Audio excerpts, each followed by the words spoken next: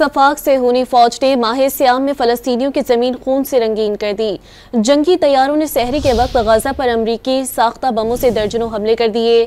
تازہ حملوں میں 356 فلسطینیوں نے جام شہادت نوش کیا۔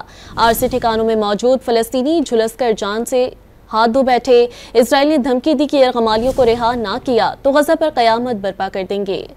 اسرائیل نے یک طرفہ طور پر مذاکرات ختم کرنے کا اعلان کرتے ہوئے غزہ پر پھر آتش و آہن کی برسات کر دی۔ جنگی طیاروں نے شمال سے جنوب تک ہر ایک علاقے کو نشانہ بنایا۔ دیر البلا المواسی میں بے گھر افراد کے عارضی ٹھکانوں کو بھی نہ بخشا۔ آگ لگنے کے بعد سحری کرتے بیشتر فلسطینی جھلس کر جان سے ہاتھ دھو بیٹھے۔ آدھے گھنٹے کی مسلسل بمباری سے سہولیات کے فقدان سے دو چار اسپتال پھر مریضوں اور لاشوں سے بھر گئے۔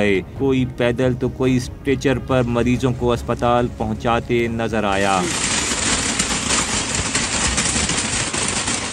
حملوں سے قبل امریکہ سے بھی مشاورت کی گئی۔ اسرائیلی وزیر اعظم نے خبردار کیا کہ غزہ پر حملے پہلے سے زیادہ شدت اختیار کرتے جائیں گے۔ وزیر دفاع نے دھمکی دی کہ یرغمالیوں کو رہا نہ کیا تو غزہ پر قیامت برپا کر دیں گے۔ اقوام متحدہ میں اسرائیلی مندوب نے بھی تمام یرغمالیوں کی رہائی تک حملے نہ روکنے کا اعلان کر دیا۔ دوسری جانب اسرائیلی حملوں پر حماس نے رد عمل دیتے ہوئے کہا کہ اسرائیل یک طرفہ طور پر جنگ بندی معاہدے کو ختم کر رہا ہے۔ مزاحمتی تنظیم کے ترجمان نے مسلم ممالک سے اپیل کی کہ دنیا بھر میں اسرائیل کے خلاف بھرپور احتجاجی مظاہرے شروع کیے جائیں۔